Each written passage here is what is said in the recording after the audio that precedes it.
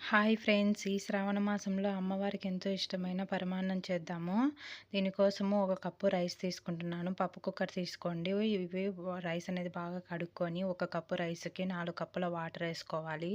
పప్పు కుక్కర్‌లో ఏసుకోవడం వల్ల మీకు తొందరగా అయిపోతుంది. పొంగు రాకుండా ఒక టేబుల్ స్పూన్ ఆయిల్ ఏసుకొని గ్యాస్ వెలిగించి 4 విజిల్లు రానిచ్చుకోవాలి. తర్వాత చూడండి అన్నం అనేది కొంచెం ఉడికింటది. బాగా ఉడికిందనమాట. ఇలా తర్వాత ఉడికినాక 2 కప్పుల పాలు పోసుకోవాలి.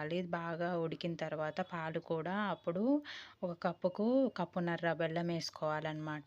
కరెక్ట్‌గా సరిపోతుంది. చూడండి బెల్లం అనేది ఇట్లా ఉడకలు ఉంది. మొత్తం కరిగేంత వరకు కరిగించుకోవాలి. తర్వాత యాలకులు నెయ్యిలో వేయించుకున్న డ్రై ఫ్రూట్స్ వేసుకొని బాగా ఉడికించుకోవాలి. ఇలా దగ్గరికి వచ్చిన తర్వాత స్టవ్ ఆఫ్ చేసుకొని సర్వ్ చేసుకోవడమే అండి. ఇలా ఈ కన్సిస్టెన్సీ వచ్చేంత వరకు ఉడికించుకోండి. మీకు ఈ వీడియో నచ్చినట్టయితే లైక్ చేసి మన ఛానల్‌ని సబ్స్క్రైబ్ చేసుకోండి ఫ్రెండ్స్.